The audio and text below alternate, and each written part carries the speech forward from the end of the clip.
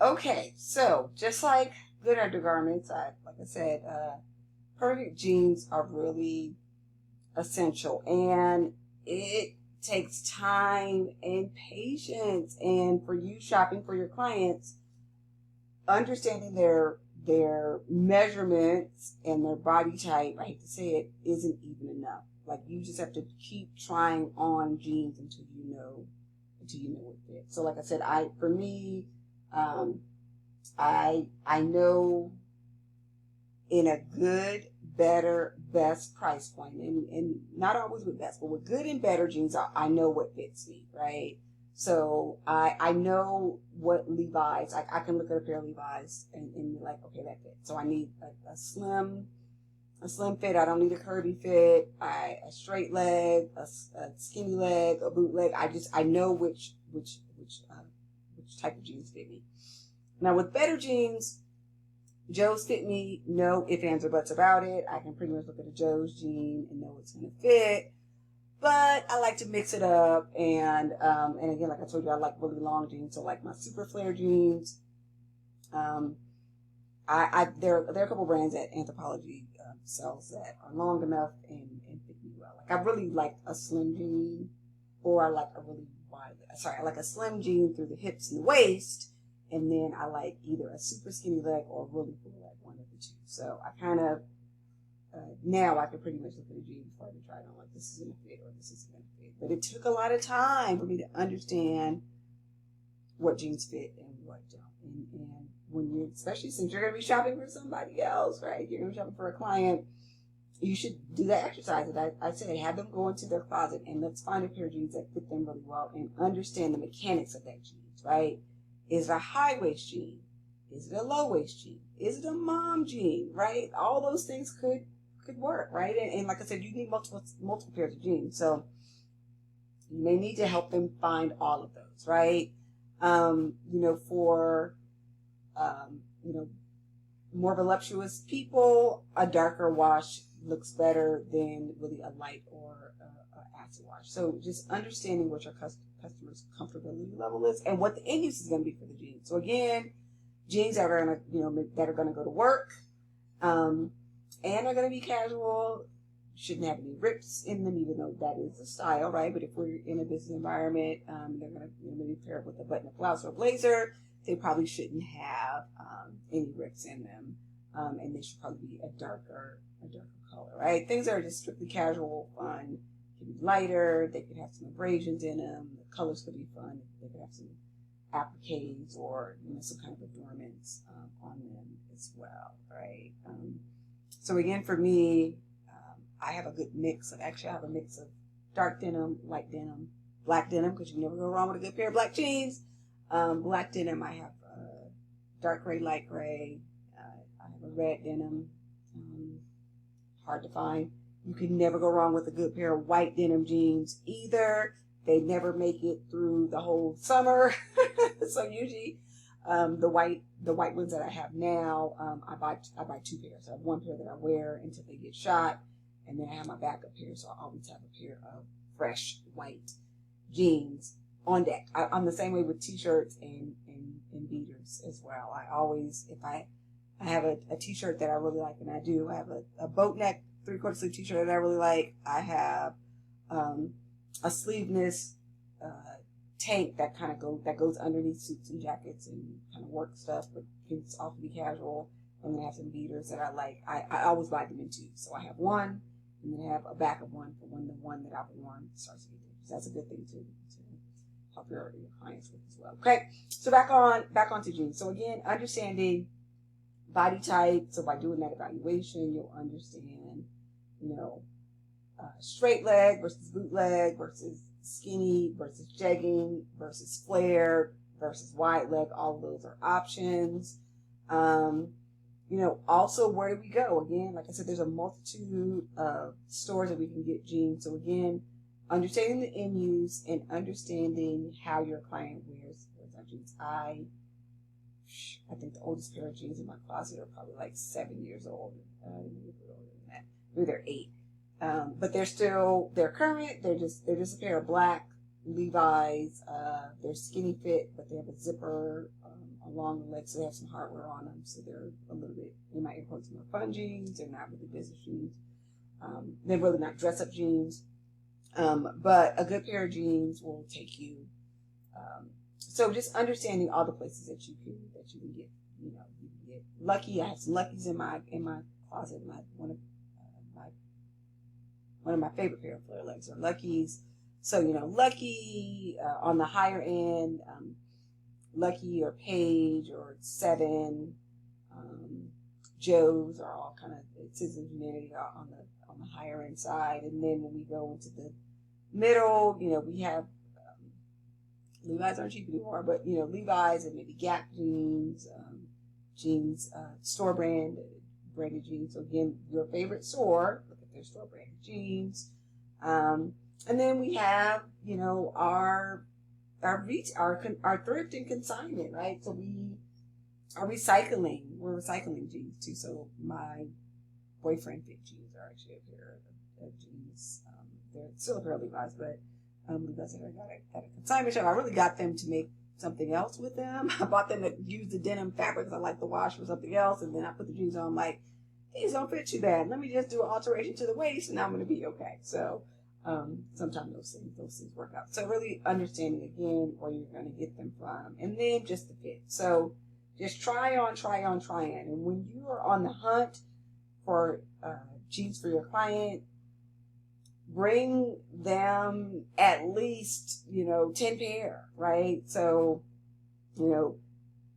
maybe 5 skinnies and 5 boot cuts, depending on their body type. And if their body type doesn't go for skinny, so 5 boot cut, 5 straight leg, 5 skinny, 5 flare leg. But bring them an assortment of jeans from different brands, in the same washes though. So either all dark or all light, or bring the skinnies in the dark, depending on what they're going to wear them for, and the boot cut leg in a light. But the fit, you just have to just try them on.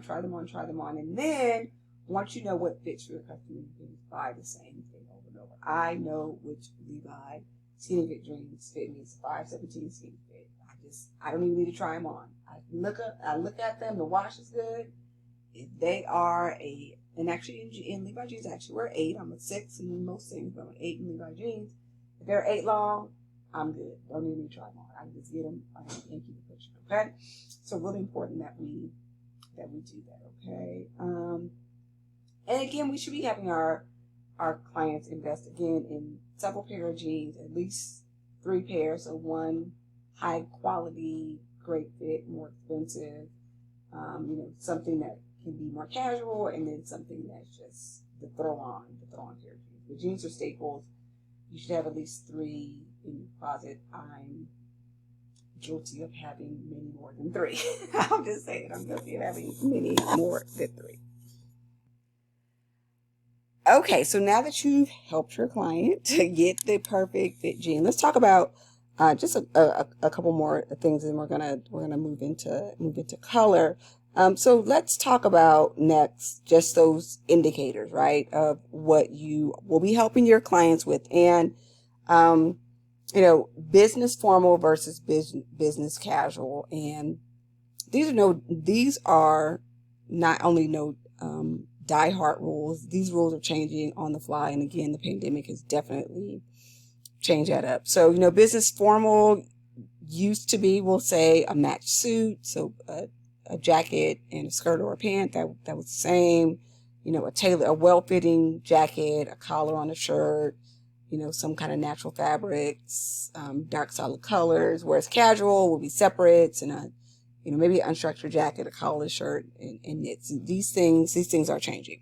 But let's talk just about jackets, because jackets can make the outfit, right?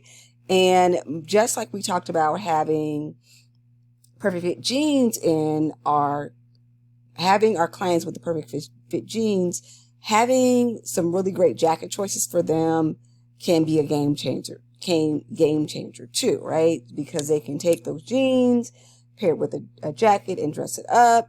They can take something that's really casual and make it dressy. They can take something that's really dressy and make it casual just by changing the top that's on it, right? So, some of the things we should be talking to our clients about is what kind of jackets are in their in their closet. And when I say jackets, I mean jackets and blazers, right? So do they have they should always have some kind of single-breasted, some kind of 3-button closure, some kind of crop, some kind of 5-button closure, which is like a denim, a straight cut style, some kind of motorcycle jacket. So all of the above, right? So for me, I have a red leather motorcycle jacket. I have a yellow tweed, well, actually it's more of a boucle, a motorcycle jacket. And then I have a black metallic motorcycle jacket that is not leather. It's a poly fabric, right?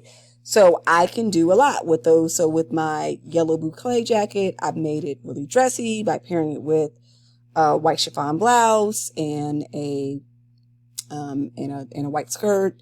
I make it super casual because I wear it with jeans and, cut off shorts. My red leather jacket has gone everywhere with me. It's been super, actually hasn't been super dressy. It's been pretty casual, business casual and casual. It hasn't been super dressy. But so these choices, they should have these in their closet as well. So they should have some 5-pocket jean jacket. They should have something cropped if it fits their body style, right? They should have something single button or longer. Again, if it fits their body style. But there's some jacket choices that should be basics in their closet as well. Okay. So really important that we do those two things. Okay. Now next we're going to move on. We're going to talk a little bit about color. We're just going to talk about color for, just really, a couple of slides. And we're going to talk about color harmonies, right? So we talked about, when we talked about coloration, we talked about some of those universally flattering colors, right? So we talked about eggplant, specifically in the lecture, but, a mellow rose, teal, a true red, they are just universally flattering colors. They flatter anyone, no matter their eye, hair, or skin color. So, when we talk about these universally flattering colors, these can be, especially people that are really neutral, that have a neutral color palette or that neutral color tone, these are things that we can add to their palette to give them some color. But we also should be, doing some color stories, right? So when we talk about monochromatic, things that are all in the same color family. When we talk about analogous, we talk about things that are close, like they're close to each other. When we talk about things that complement each other, things that are on opposite ends of the color spectrum, so they complement each other. And then things are contrasting. They go together, so we would do this red and this blue together. Right? They're contrasting colors, so they're kind of again opposite sides of the color wheels, but they are completely different colors. So when we talk about color harmonies, again, that plays into how the overall garment makes your client feel. So again, when we talk about coloration, we should be bringing in, as an expert, these words into our lexicon, really, again, right? So when we talk about, warm, cool, and neutral tones, you'll also talk about monochromatic, complementary, contrasting, analogous colors. So again, saying color harmonies is again, making you sound like an expert. So that's what we want to make sure that we're going to do. The other thing we want to talk about is just as one slide, and it's underneath the lecture, the psychology of color, right? So, black is a color that goes for everybody, and it also has a suggestion of sophistication and confidence and power, right? Purple is royalty and dignity. Green is growth and stability. It's calming. It's earthy, right? Red is hot and intense and exciting, and yellow is optimism and happy. One of my best friends, her favorite color is yellow. My favorite is red. Blue, is considered conservative and it evokes some trust, and white is pure and innocent and clean. And you can see what orange and pink are, motion, and pink is really considered very romantic and a stress reducer. So again, when we talk about color, right? When we're going back to talk about color, when we tell that story, we'll talk about these universally flattering colors. You'll be able to explain the psychology of color to your client as an expert would. And then you'll also be able to talk about these color harmonies as well. Okay. One more time, I'm going to end here, and then we have one more section of the lecture that we're going to finish up with.